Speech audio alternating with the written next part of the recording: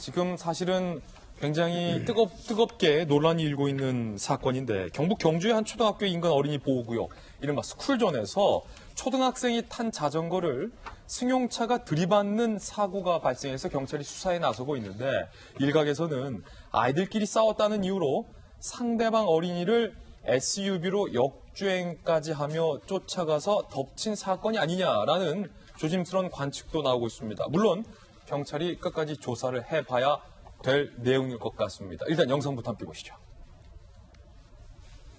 자, 여러분들께서 한번 영상 보시고 판독을 해주세요. 문제의 흰색 차량이 지금 등장을 하죠. 25일 오후 경북 경주시의 한 초등학교 앞에서 벌어진 일인데 흰색 SUV 차량이 지금 보시는 것처럼 아이가 탄 자전거에 바짝 붙어서 골목 모퉁이를 돌고 아이가 페달을 세게 밟죠. 급기야 차량은 속도를 줄이지 않고 그대로 자전거를 들이받고요. 차는 자전거를 밟고 지나간 뒤에 멈춥니다. 여성이 운전석에서 내려서 아이에게 뭔가를 이야기하는데 아이는 아파하면서도 연신 고개를 숙입니다. 이 사고로 자전거를 타고 있던 9살 초등학생이 크게 다쳐서 병원에서 현재 치료를 받고 있는데요. 다시 한번 영상을 보시면서 한번 판독을 해주시기 바라겠습니다. 검정색 차는 무관한 차 지나가고, 자, 흰색 SUV 차와 아이 바짝 붙고 SUV 차량이 자전거에 바짝 달아붙죠. 아이가 지금 가속을 해요. 그런데 흰색 SUV 차량이 그대로 지금 차량의 움직임 보세요. 무언가를 밟고 지나갑니다. 자전거를 밟고 지나간 거예요. 아이는 크게 다쳤고, 그리고 이 여성의 태도도 지금 논란인데요.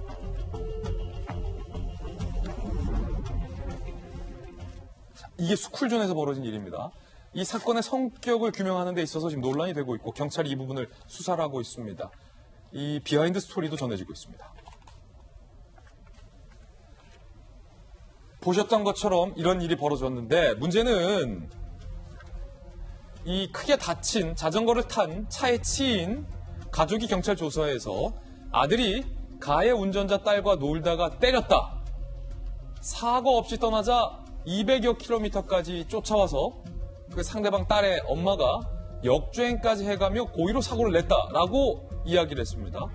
그리고 피해자 B군의 누나가 이 사고 영상을 공개하면서 이건 명백한 살인행위다라고 얘기를 한 상황이고요. 피해 학생 누나가 어제 인터뷰를 했는데요. 경찰의 이 얘기까지 직접 한번 들어보시죠. 코너로 이렇게 들어올 때는 보통 운전을 하시는 분은 아시겠지만 서행을 하잖아요. 근데 그분은 이제 거침없이 들어오고 근데 빅브레이크도 안 밟고 엄마한테 엄마 저 오빠들 왜 괴롭혔다 통지하니까 엄마가 이제 너희 와봐라 이러니까 애들이 자기가 더 도망가니까 따라가다가 사고가 났어. 일단은 정익진 변호사님, 이 사건의 이 본질에 대해서는 우리가 성급하게 단정할 수는 없습니다. 저희는 누구와는 다르게 방송심의 규정을 준수하기 때문에 억측이나 뭐 이런 음모론은 안 됩니다. 그렇다면 어떻게 봐야 할까요? 민식이법이라고 있잖아요. 이 민식이법이 따로 이렇게 별도의 법이 있는 게 아니고 특가법에 어린이 보호구역에서 어린이를 치사상했을 때 가중처벌하는 규정이 들어갔어요. 그걸 이른바 민식이법이라고 하는데 이 특가법 규정은 뭘 전제를 하느냐? 교통사고 처리 특례법을 전제로 하는 거고요. 이 교특법은 또 뭘 전제로 하느냐? 업무상 과실치사상을 전제하는 거거든요. 다시 말해서 고의범죄에는 해당이 되는 게 아니에요. 그래서 만약에 저 어머니가 저 어린아이를 고의를 가지고 저렇게 치었다. 그러면 민식이법은 적용되지가 않고요. 아, 그렇군요. 그러면은 둘 중에 하나가 적용이 될 겁니다. 첫 번째는 상해죄는 당연히 적용이 될 거고, 그 다음에 만약에 속으로 저 아이를 내가 치었을 때 저 아이가 죽을 수도 있다라고 하는 미필적 고의까지 가지고 있었으면 저 피해 학생의 누나가 주장한 것과 같은 살인 미수죄도 사실 가능한데, 제가 봤을 때는 사실은 고의가 있었던 것으로 개인적으로 추정이 돼요. 이게 세 가지인데, 첫 번째는 역주행했다. 앞에 그 검정색 차량도 이제 역주행한 것 같은데 저 차량도 역주행한 것 같고, 그 다음에 두 번째 이제 사람이 차를 갖다가 운전하다 보면 누가 탁 그 걸리는 게 느껴지잖아요. 그러면 자동적으로 브레이크를 갖다가 그 감각적으로 밟게 되는데 그런 게 없었던 것 같다. 그냥 자전거를 밟고 지나갔다. 밟고 지나갔다. 브레이크 같은 거 밟는 거 없이.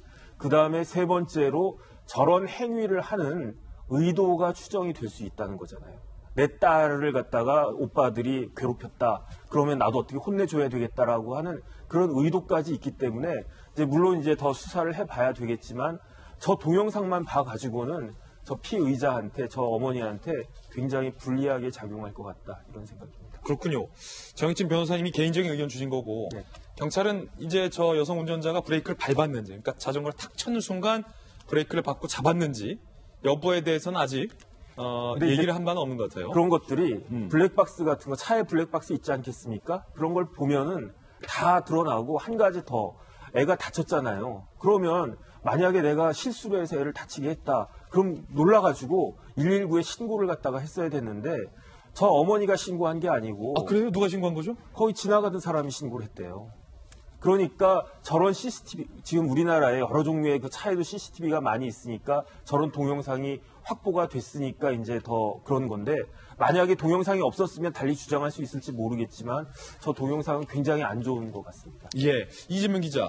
이번 사건의 사실은 본질과 관련해서 내친들 사이에서도 엄청나게 지금 뜨거운 논쟁이 일고 있어요. 그렇죠. 그러니까 결국은 고의냐 아니냐가 핵심인데 물론 가해자는 고의가 아니다 이렇게 경찰에서 주장하고 있는 것으로 알려져 있습니다. 그런데 조금 전에 정 변호사님 말씀하셨지만 여러 영상을 봤을 때 그리고 동기를 봤을 때 그리고 더더욱이나 저는 이제 저도 사고 후의 행동이 가장 눈여겨봐지던데 여성 운전자의. 그렇죠. 그러니까 그냥 따라가서 사과를 받으려 했으면 부딪혔다면 굉장히 놀랐을 것 같은데 좀 그렇지 않은 물론 영상 속에 있었기 때문에 우리가 뭐 대화를 이렇게 들을 수 없었지만 그 영상을 봤을 때는 사고를 내고서 놀라지 않는 듯한 이런 모습이었기 때문에 지금 논란이 더 커지고 있는 거고 그렇게 따지면 이제 뭐 스쿨존의 사고 이런 게 아니라 정말 지금 저 영상을 저희가 다 보여드리지 못했는데 사실 자전거가 많이 빨려 들어갔으면 정말 큰 사고로 번졌을 겁니다. 다행히 자전거 옆으로 튀어나와서 아이가 그나마 크게 다쳤지만 어쨌든 생명을 위독하진 않은 상황이지만 정말 더 크게 사고가 날 수 있는 그런 상황이었기 때문에 그 영상을 본 많은 사람들이 굉장히 좀 분노하고 약간 어이없어하는 게 아닌가 그런 생각이 듭니다. 예, 물론 이제 저 여성 운전자도 엄마이기 때문에 피해자 가족이 주장했던 것처럼 살해의 목적을 갖고 저렇게 했겠습니까만은 어떤 목적과 어떤 의도와 혹은 어떤 상황이었는지 여성 운전자의 이야기도 조금 더 들어봐야 될 것 같습니다.